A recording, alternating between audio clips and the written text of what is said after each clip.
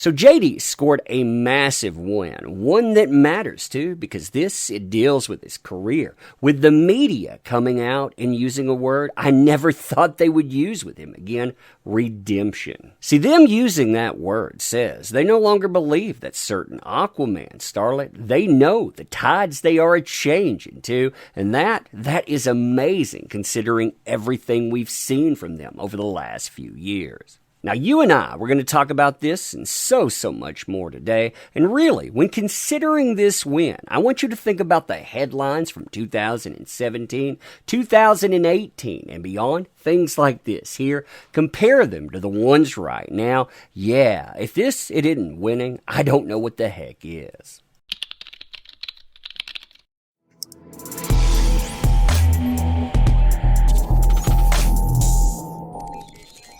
Oh man, so hey there to all you fine folks on this fine day, by the way. I hope you are doing excellently. And honestly, watching this win unfold over the last few years, I didn't think that this could happen. I mean, really consider this. The way that they're going to bring up redemption in this article is framed around a movie. And the movie itself, well, just a year ago, it didn't look like it was going to see the light of day. In fact, if you look at the letter in front of you, this proves that there were companies like Warner, companies like MGM, powerful companies trying to suppress this guy, trying to make sure that he couldn't come back. And despite all of it, not only does the man persevere, but he has the media singing his praises when it comes to acting ability. And again, they start throwing around this one descriptor, redemption. Now, we'll look at that article in just a second, but before we do, I want you to consider just how massive this win is. And the easiest way to do that, well, it's to look at old articles. I mean, you see them right here. The trouble with JD. JD's financial woes may sink Pirates of the Caribbean. JD, a star in crisis, and well, his insane story. JD was almost fired from Pirates of the Caribbean, and on and on and on. This practice of piling on, it became so common that massive outlets like Hollywood Reporter, Rolling Stone, they decided to roll out monstrous hit pieces. And these hit pieces, they didn't just go after JD. They tried to isolate him by going after everyone surrounding him. Look at Adam Waldman, for example. That certain Aquaman starlet still goes after him because of some of the things that were listed in this, like him contacting a foreign minister. Oh, you know people that are from the wrong countries, therefore. Yet 3 to 4 years ago, these outlets were so confident that he was done, they held wakes for his career. So when you fast forward to now, you see something like this. Review Minamata stars JD in a redemption tale where the real star is the story, making sure that they attach redemption to his name, not just to the movie and the person it's about,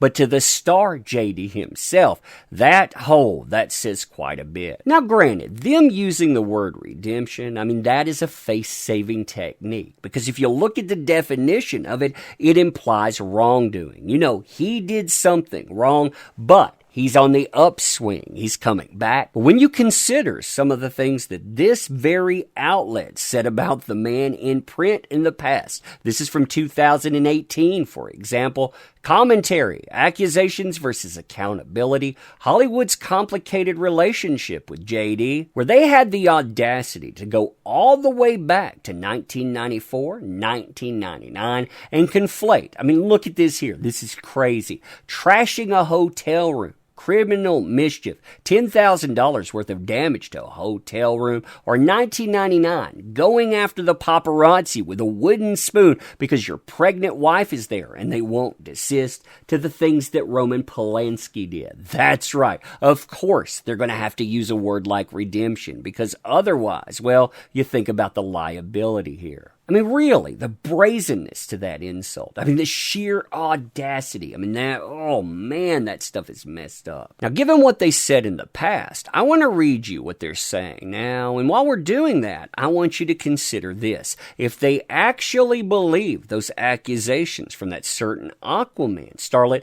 you know the things that gave them license to try to destroy his career, his livelihood, and on. Do you think they'd ever relent? Absolutely not. They would continue to go go after his career. They would continue to go after every movie that he's in, but they didn't. Again, they're using things like redemption, and that is a massive win, probably the biggest win of all. So first they break down what Minamata is. They tell you, a description of the person it's behind. They tell you exactly what he's photographing, and then they tell you about JD. Quote, given that JD is one of the producers of Minamata, and given that his own reputation has been pretty rocky, it'd be easy to see this film as a stab at redemption.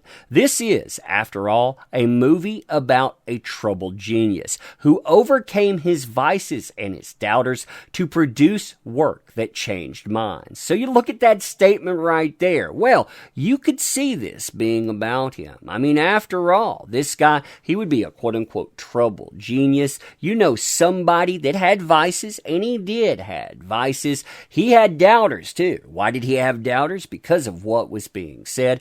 But he produced things. He produced items, and those things, they changed mine. Now, if I'm being honest, I fully expected them to try to retract that statement right away. I mean, utilizing the word redemption with JD, ooh, man. I mean, just a few years ago, that kind of stuff, that would get you canceled. But they don't do that. In fact, they don't bring up past claims at all. And I thought that was something, considering at one time that was requisite when you talked about JD. If you didn't print something like that, pretty much as a disclaimer, your outlet, you would get canceled, and thoroughly. Not now, though. Like I said, things are changing. In fact, they tell you here that JD, he's not just good in this movie, he is quite good in this movie, even buried beneath Smith's bushy beard and thick glasses. So he manages to pull the role, even though, well, when you look at him,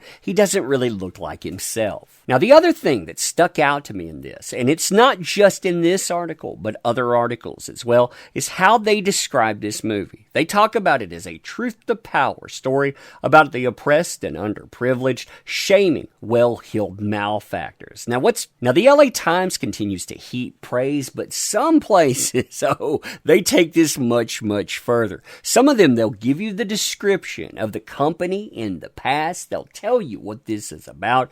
Then they'll show you the struggle today, trying to get this movie out. It's almost like they're saying, well, that corporation that didn't want this news to come out in the past? Well, look at what MGM did. Look at what Warner did. They become the villains in this story.